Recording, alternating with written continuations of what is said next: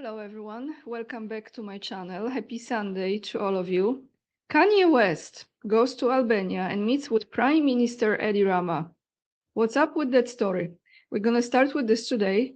Then we're gonna go to breaking news, which is the senator from the state of South Carolina that I used to call my home, Lindsey Graham, one of the biggest warmongers, that's how you say it in English, someone who absolutely wanted to smash Palestinians to the ground, as well as to the last Ukrainian battle between Russia and Ukraine, that one, dies at age 71, all of a sudden.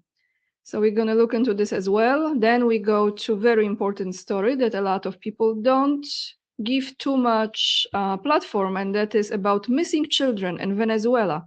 Since if there is an earthquake and tragedy, there are always those who come to rescue.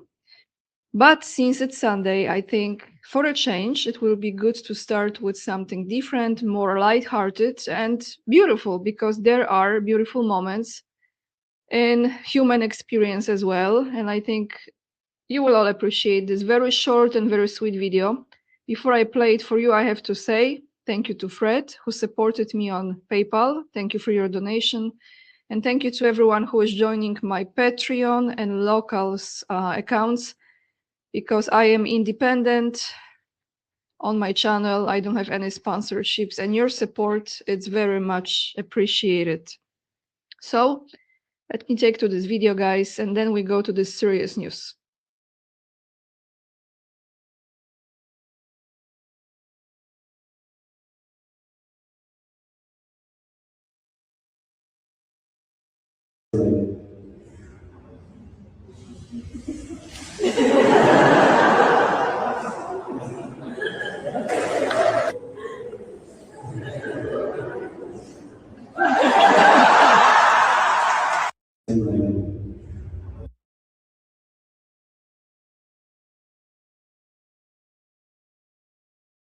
I think it was the sweetest thing I have seen in a long time.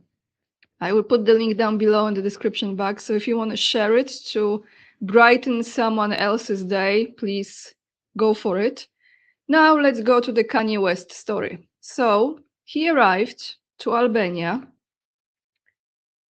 And here is a video. Let me find it, guys. Here is a video of him arriving and meeting with the Prime Minister of Albania, Rama. So you can watch it, and I will be reading this post to you. Kanye West meets Albanian Prime Minister ahead of Tirana concerts. We're going to go into details about it. Ye, also known as Kanye West, reportedly met with Albanian Prime Minister Rama in Tirana ahead of his concert at Eagle Stadium. Key points. The meeting reportedly took place in Tirana before the scheduled concert. Ye is expected to perform at Eagle Stadium. Photos and videos of the meeting have circulated on social media. Neither side immediately provided details about the topics discussed during the meeting. We're going to go into an interview that one of the journalists have given to one second, let me find myself. We're going to go to the interview. I remember when I was playing for you that journalist, you will see in a second. He was describing that situation in Albania and that deal between Ivanka Trump and Jared Kushner and the Albanian government. So I will play this for you after a few other videos. I want to show you this first. You remember, and actually let's go to the information that is officially on internet. And actually you're going to see a video from this moment as well. When Kanye West, it was November last year, he met with that rabbi. Okay, I'm going to show you this in a moment. So he met privately in Manhattan last November, with prominent Israeli Moroccan Kabbalist Rabbi Yoshiahu Yosef Pinto. Sorry how I pronounce it, but strange names to me. To formally apologize for his past anti-Semitic remarks. During the meeting, West expressed profound remorse took accountability and attributed to his past inflammatory behavior to struggles with bipolar disorder. So let me play this video, guys. I think I have it open. Just one moment. Let me one moment, guys. Let me go back to my own screen. Now let's take a moment. Let's take a look at this video when he met with those rabbis. Okay, I mean there are two people, but there is this prominent rabbi. It was just last year.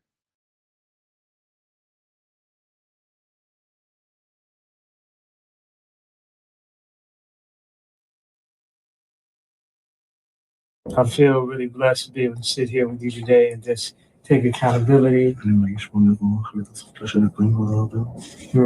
I was dealing with some various issues, dealing with bipolar also. So it would take the ideas I had and have me take them to an extreme where I would forget about the protection of the people around me and myself. So I wanted to come and take accountability. Sometimes people aren't that knowledgeable about the bipolar and the cause or what causes it and the way you act when you have this disease. So it's like if you left the house and you left your kid at the house and your kid went and messed up the kitchen and messed up the garage and messed up the living room. Now when you get back, it's your responsibility because that's your child. And that's the way I look at it. It's like I gotta go clean up the kitchen, I gotta clean up the living room, I gotta clean up the garage. Yeah, and it's a big deal for me as a man to come and take accountability for all the things that I've said. And I really just appreciate you embracing me with open arms and allowing me to make amends. And this is the beginning and the first steps and the first brick by brick to build back the strong walls. He said Rama said the Judaism. The Judaism brought to the world a way for someone when he regret about something that he has done wrong. And the Jews live on this way of if someone did something wrong, you can regret and fix it. And the rabbi is hugging you and hugging everybody. And God willing, and from now on, strong things and good things, and only good. You are a very good man. Amen. That's a blessing, man. Yeah.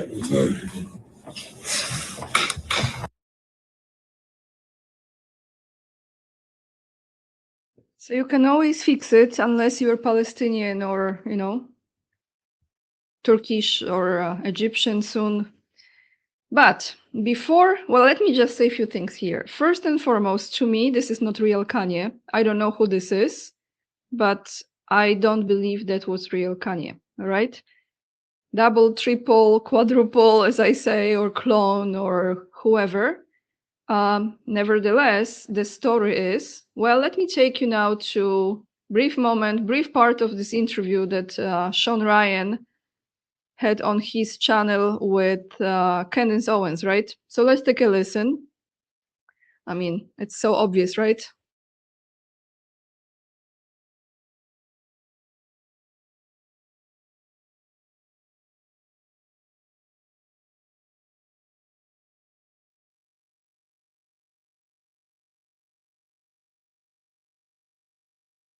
There's no question in my life. It's in my mind that it is a gang. What was Kanye saying? Well, Kanye, he notoriously tweeted that he was going to go DEFCON 3 on some Jewish people that had been toying with his life. And nobody cared when he dropped the actual text messages from his trainer, Harley Pasternak, saying that he would put him back in the hospital and he'd never be able to see his kids again. He drops the messages. We talk about a gangster threat. Like, here's how it's going to go. Harley Pasternak is a trainer. And Kanye was basically, before I was awake to this possibility, I was very much around him when this was all going down, when he tweeted this and when Adidas pulled his contract. He was at my house and all the stuff that was going on. And he was basically, I just thought I had no idea what he was talking about. I was like very green to this concept of someone saying that their life was a Truman Show. And he was like, basically like, are you a real person? Like, even to me, are you a real person? Like, and I'm like, are you good? Like, what do you mean? Like, you think I'm a character in a show? Are you real? He was going through this. And, at its core is he felt like someone was directing his life and that the people had been controlling him and were, he was going to stand up to these people. But Harley Pasternak was his trainer. I've covered this on my show. He's got a very checkered past. A lot of his clients have died in suspicious circumstances. And he also was like former Canadian CIA, like psychology or something. And then like decided to go be a gym trainer in LA, in Hollywood. And these are handlers. Handlers are real. This is a part of the onion of the Zionist mafia, in my view, is the handlers who are supposed to see if they can bring you back to the side of reason. Can't you see the error of your ways? And even when you're completely right, their job is to gaslight you into thinking that you're wrong.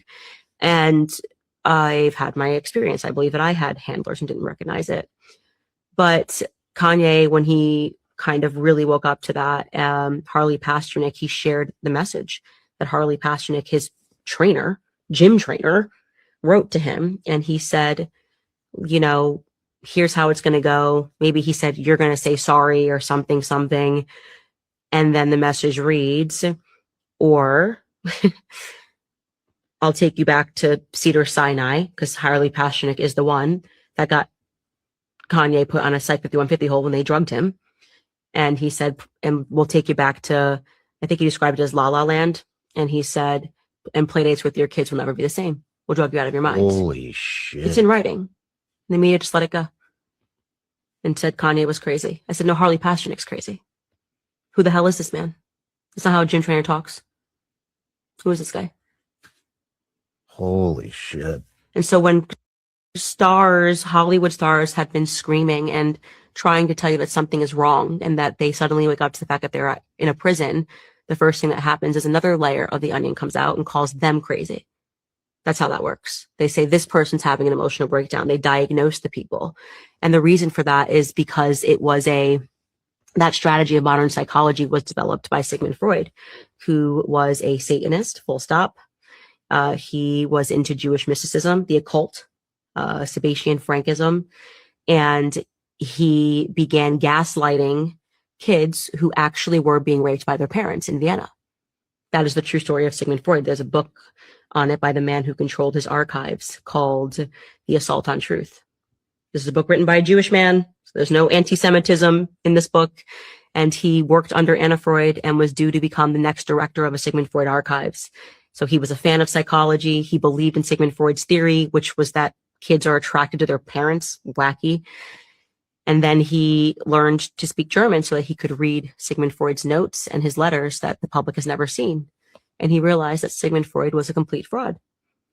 And he rang the alarm on it and said he literally saw and knew that these kids were being abused, that these kids were being raped. In some cases in Vienna, they were being raped and murdered in such satanic, vicious, occult ceremonies that they died.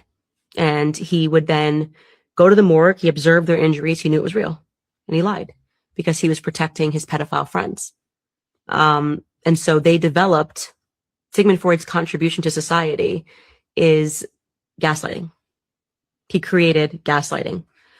So you can draw a direct line from Sigmund Freud to Hollywood, to modern propaganda. His nephew is Edward Bernays. The World War II propaganda, all of that, that's Edward Bernays, to PR that we have today, that the Freud family is still the biggest PR family in the world. They do PR for the royal family. I mean, Matthew Freud.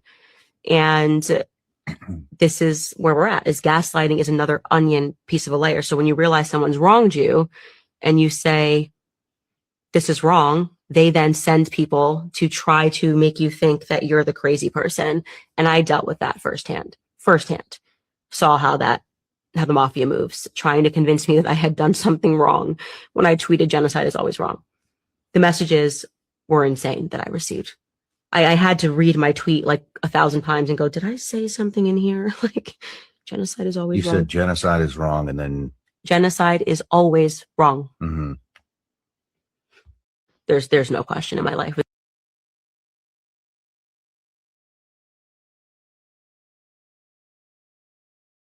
Okay, so she said it just, I think, a week ago or so, or about this time, very recently. But before he or whoever it was met with that rabbi, number of years ago, I think it was about 4 years ago or something like that, or 3 years ago, Kanye gave an interview to Tucker Carlson. Here is part of this interview.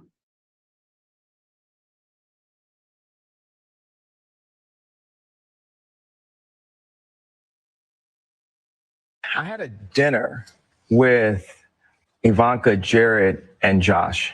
And a couple of days later, I found out that Josh Kushner had 10% of Skims, which is a line that I had developed with Kim. And I had a lot of issues with the imagery of Skims. I felt like there's a lot of imagery that was overly sexualized and things that I wouldn't want to see my wife and definitely not my daughters doing in the future in order to sell product.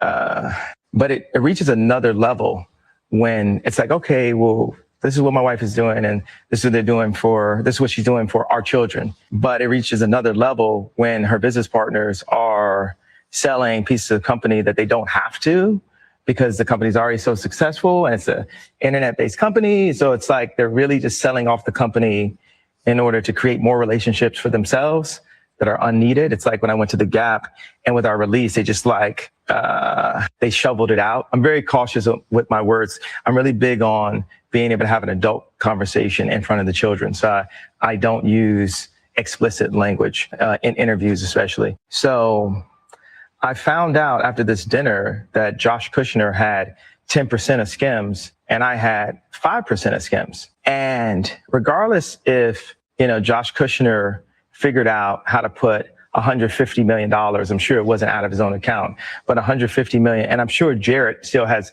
a piece of that fund. Regardless of them putting that money in, for me to have been an owner in it and not known, just from a place as a creative where Skims is so based on a lot of the Yeezy ideas, then it's based on all of the relationships in fashion, because I had to use my relationships in fashion in order to establish Kim in a way where fashionable people would say, hey, I'm down to wear Kim's line. And these VCs, they come in and they get a piece of it after the fact and they run around and say they have ownership in it. So as I put on my Instagram, which, luckily for everyone, they could just write it off that, I'm crazy until they see my disposition in this interview, and then it's going to get scary. I said, hey, Josh, what if I had 10% of Carly Kloss's lingerie shapewear swimsuit line and you had 5% of it and you didn't know? How would that make you feel? And then after talking to them and really sitting with Jared and sitting with Josh and finding out other pieces of information, I was like, wow, these guys might have really been holding Trump back and being very much a handler right then. They love to just look at me or look at Trump like we're so crazy and that they're the businessmen. So when I think about all of these things that Jared, somehow doesn't get enough credit for with his work, and what is it, his work in Israel or his work in Palestine? What is this? Where he made these peace treaties? Where was that? Do you know the facts on this right here? So I'm like, I think that was between Israel and some of the Arab nations. I just think it was to make money. I don't know. Is that too heavy-handed to put on this platform? No, that's your opinion. We're not in the censorship business. Okay, thank you. And I just think that that's what they're about, is making money. I don't think that they have the ability to make anything on their own. I think they're born into money. And for me, as a maverick and a talent and a person that's been, beat, kicked, lost everything, sad to have lost my mind, went from pull myself up by my boot. My boots don't have straps on them, but I say pull myself up from my boots to becoming a multi-billionaire that gets the price every year of my net worth goes down every year on Forbes. They just keep on slowly just taking it down every year. It's like really a weird thing. But as a person that has really built something from nothing, when I sit across the table from a Josh Kushner and he just feels so entitled to that idea, and this person has never brought anything of value other than so-called being a good venture capitalist, I have a major issue with that. And it makes me feel like they weren't serving my boy, Trump, the way we could have, because, you know, Trump wanted nothing but the best for this country. And it doesn't, like, Moses stuttered. I'm saying God is not always going to bring the most perfect personality. A lot of times the most fake people, their job is talking and making people feel comfortable. Yeah. You know, and the realest people are going to make you feel uncomfortable at first. I had a dinner.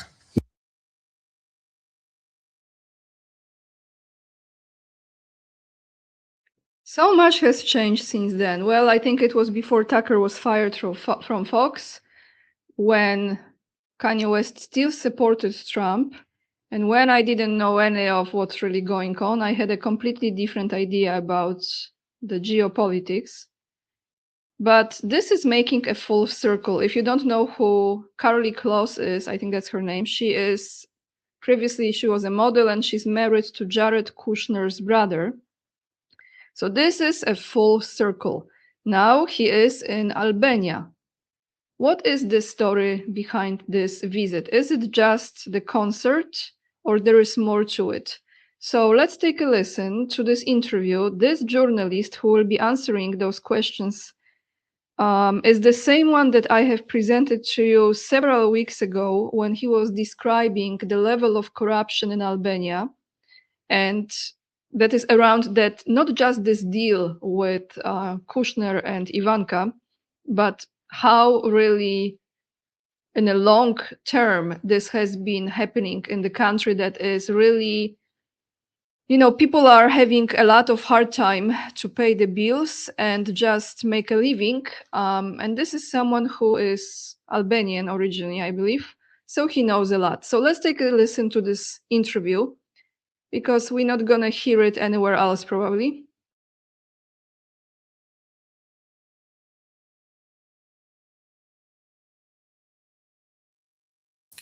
Albania's government is defending its support for a concert by Kanye West that has caused outrage. Now, the rapper, also known as Ye, is performing in Albania after shows across Europe were cancelled over his anti-Semitic remarks, praise of Adolf Hitler, and the use of Nazi imagery. Human rights activists and Jewish community representatives have warned that giving West this platform risks normalizing hate speech. But the Albanian government insists it's a chance to put Tirana on the global entertainment map. So is this a cultural breakthrough or a gamble that will backfire? Let's get more on this from journalist Besar Likmeta, who joins us from Tirana. Good to have you with us again. Now, the government changed an industrial area into a concert arena. They helped fund this concert. They've put in a lot of money, several million euros. Will they look at this and say it was worth it? Well, it depends. I mean, certainly the government pretends that this certainly is going to be a successful event. It's going to attract thousands of people from across the world, bring millions of euros in revenues for the tourism and restaurant industry. And they claim that it's going to generate revenues up to 100 million euros only from this single event. But they've shown there is very little evidence for their claims. And certainly the success of the event can be questioned because only last week the Prime Minister had to step in and fund 4 million euros from emergency funding to make up for the lack of, let's say, ticket sales for the 60,000 stadium, which was constructed on the outskirts of Tirana. So certainly it depends who you ask and how you define success. I mean, there are lots of artists that they could pick. Why was the government so eager to make this particular concert happen? This is a bad time for the Albanian government. It's been facing protests on the street on a daily basis for the last 42 days over a controversial development project linked to the son-in-law of US President Donald Trump on the southern Albanian coast in a protected area. These protests have, let's say, broadened their goal and asking for the government resignation, specifically for the resignation of Prime Minister Rama, because they are now, the demands of the protesters are widening up into issues of good governance and the rule of law. And certainly the way the government has behaved in supporting basically this event, which is also a private event, has raised also questions not only about the use of public funds, but because the money allocated for it is much more than normal Albanian artists receive as subsidies in a normal year. Just wondering, what signal do you think this then sends from Albania, from the government?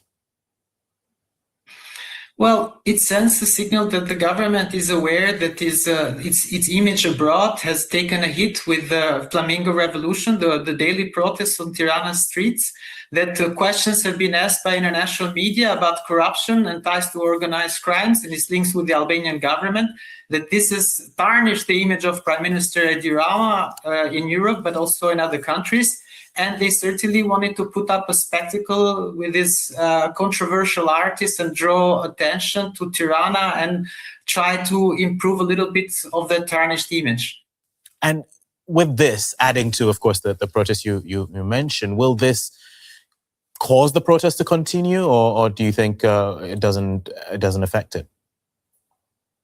Well, the protests are continuing. As we speak, there is people marching on Tirana Street, and this is another issue that they have brought up. Certainly, if this was meant to improve Albania's image abroad, but also quiet the protests at home, it has backfired spectacularly for the government and the Prime Minister, because this has created a furore about the spending of public money, but also certainly for, let's say, supporting this artist that is controversial and is not very well known in Albania.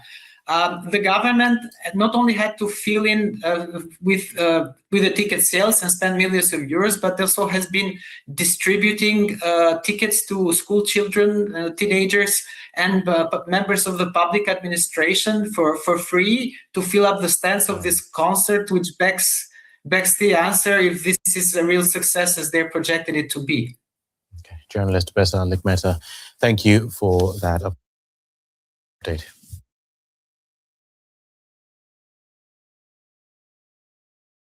So it's almost like you want to say what a shit show, but maybe it's gonna be a great show. Who knows? But do you see this? Do you see this story? This is just absolutely pathetic, in my opinion. Meanwhile, that whole deal between Kushner and some other Middle Eastern investors and Albania is probably going to be fulfilled. So what's up with another story, guys? Let's take a look at this. Breaking news. Lindsey Graham, to the last Ukrainian, that senator from South Carolina, all of a sudden dies at age 71.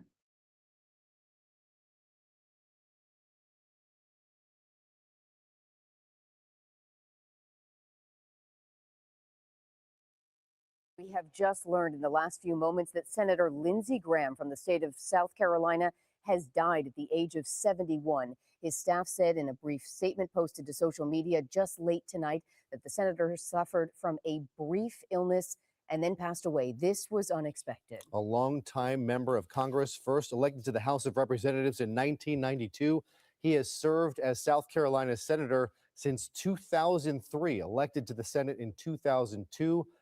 4 nearly full terms in the Senate, but 71-year-old Lindsey Graham, who was once a very strong critic of then candidate Donald Trump, has become one of his staunchest allies in the Senate of President Trump and has backed him both terms that President Trump has served in the Oval Office. So we are just learning this information tonight, that late tonight, Senator Lindsey Graham of South Carolina died at the age of 71.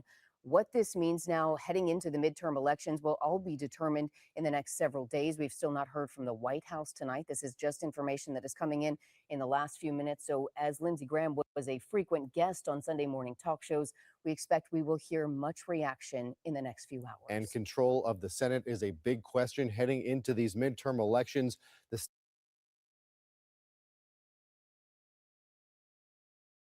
So here I want to say something controversial, but I'm sure many of you don't mind me saying this since it's my channel and we are done with bullshit. I think this is how, well, first let me say this before I say the controversial part. You know, he was just in Ukraine.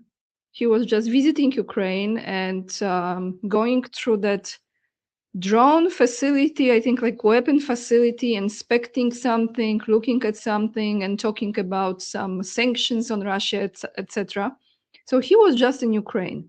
I'm not sure if he died in the journey between Ukraine and US or he died on the American land, probably. Or maybe he didn't. Maybe he actually was removed because to me clearly, and I will say it, he was removed probably by someone from the country that he has just visited, let's put it this way. But going to my controversial comment, guys, I will say that the universe always keeps the balance somehow. It's like the scale, like if there is too much one thing on one side, it has to balance itself out. So I think this is kind of like that. And also I will say, and maybe this is not nice, but I don't think, I think many people will say he will not be missed. So one warmonger less, I will just say. And I know you should not talk bad about dead ones, but what was the contribution really as far as the appreciating life and humanity and peace? It was just my, maybe not just mine, but it's just my opinion on that. Since we are on the topic of abuse, because abusing money, that in his case for sure was there too, let's take a listen to the story from Venezuela. Missing children. This is a serious, serious situation there right now.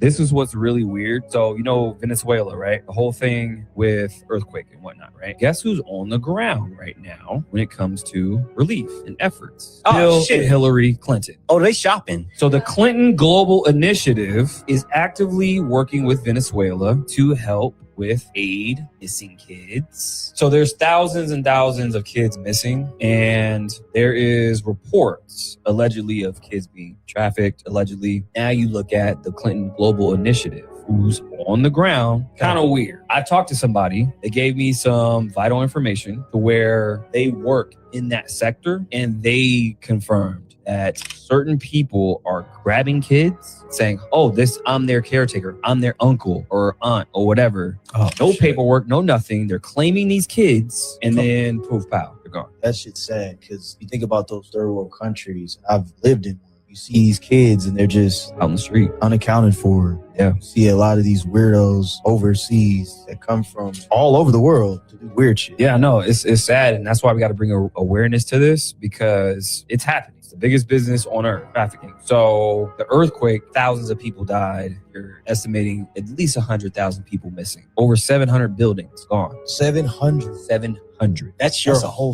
city. Yes. And then they have the smart city plan. They're rebuilding Venezuela, and America has control over it. And remember when we started talking about earthquake lights? Next day, the sky's red. Sky's red. Yep. Then they try to say, the sky's red. The Sahara dust has came. I'm like, y'all got an excuse for everything. That ain't no damn dust. So, it's not nothing. We're going to keep our eye on it. Just weird that they're down on the ground. There's kids missing. Did anybody see them bring a fork and spoon? I just want to know. Talking about, oh, yeah. That's crazy. Yeah. In January of 2010, Haiti would be hit by a 7.0 magnitude earthquake. This earthquake would leave around 300,000 people killed and over 50,000 children would be reported missing. Around 8 months prior to this earthquake in May of 2009, Bill Clinton would be voted in as the special envoy to Haiti by the United Nations. During the earthquake relief, Bill Clinton would visit Haiti and visit some of these tent cities. In this video, an NGO is shown. Check this out. Former U.S. President Bill Clinton tours a camp for the homeless in Haiti. Anger has been rising among Haitians over the pace of relief efforts in the wake of January's devastating earthquake. Hundreds of people still live in makeshift. So if you guys look here, you can see this little Haitian girl standing in front of this tent. And in the background on this tent, you can see this NGO's emblem and its information. This emblem is none other than the Eye of Providence, and the name of this organization is called Vipro Day. So I spent like all day yesterday looking up Vipro Day, looking up any type of paper trail I can find, donors, how much money they received, how many victims they helped. Nothing on them. So I ran this image through AI a couple times. I wanted to see if it could gather anything from it.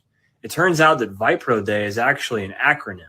This video is 16 years old, so the quality is very poor. You can't really make out the full acronym, but what you can make out is Vision pour la Protection, and then at the bottom line towards the end of the acronym, Enfants Haitians. So they speak Creole in Haiti, but just reading those lines, you can kind of tell what the gist of it is. It's an organization based on the protection of these Haitian children. So there was a couple human trafficking cases going on during that earthquake relief, and one of them was a woman by the name of Laura Silsby. This woman was part of New Life Children Refuge. She was attempting to create an orphanage. But this woman would go down there with 9 other missionaries. They would find 33 children.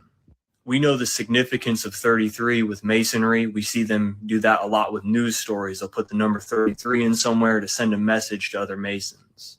So this woman would gather 33 Haitian children, and I guess she would promise to bring them back to whatever orphanage she was starting. She would attempt to cross into the Dominican Republic border. 33 children, no documentation. They would arrest Laura Silsby. She would be placed in a Haitian prison for 4 months. I also ran Vipro Day through a gematria calculator, and the number I got was 916. 916 also adds up to Guardians of Horus, which I thought was interesting considering there's a pyramid and an eye. So a couple months after the Haitian earthquake, the president of Venezuela at the time, Hugo Chavez, would come out and publicly condemn the United States, claiming that HARP had something to do with this earthquake. Venezuelan leader Hugo Chavez has once again accused the United States of playing God. But this time it's Haiti's disastrous earthquake that he thinks the U.S. was behind. Spanish newspaper ABC quotes. In January of 2010, Haiti would be hit by a 7.0 magnitude earthquake. This earthquake would leave around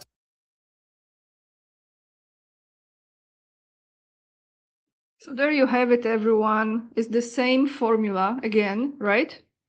And since no one from the Epstein files has been arrested, well, I think one had a sudden... What was Lindsey Graham in Epstein files? Can you please put in the comments? No, I don't remember. Interesting. Anyway, but I haven't heard about any other arrests or removals. So we have the repetition of the same story, just different handlers. And I think we're going to close with a video, the juicy video. Let's put this way. You know where I'm heading with this. Since I just had this thought that what made Kanye West go to Albania is his juicy handlers, those who make sure that he is on the right medication. So let's take a look. This is from Lithuania.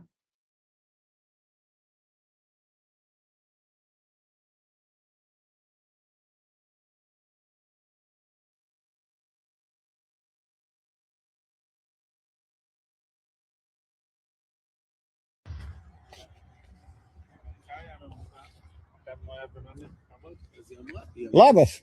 Mokat kalbėt lietuviškai? Only English, please. Only English? English, bro. I heard you love to split on Christians, yes? No. But I saw many videos. Not at all. What will be if I split on you? No, not at all. But I want to do it. Because you need to go home, which is not your home. I don't understand you. No? No. Speak Lithuanian. This is Lithuania. How do you feel? How do you feel? Okay? Bye-bye. Go Lithuania this is Lithuania, go home.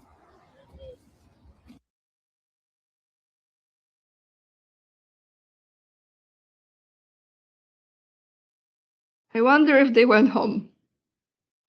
Honestly, I don't think so. Anyway, guys, that's all I have for you today. Thank you so much for watching. Hitting thumbs up if you appreciate the content and subscribing to my channel, leaving the comments, which is all free of charge. And to those of you who would like to support my independent work, you can always join me on Patreon and Locals for the exclusive videos. And also you can donate on PayPal. To those of you who have Instagram, make sure to follow me there for the coming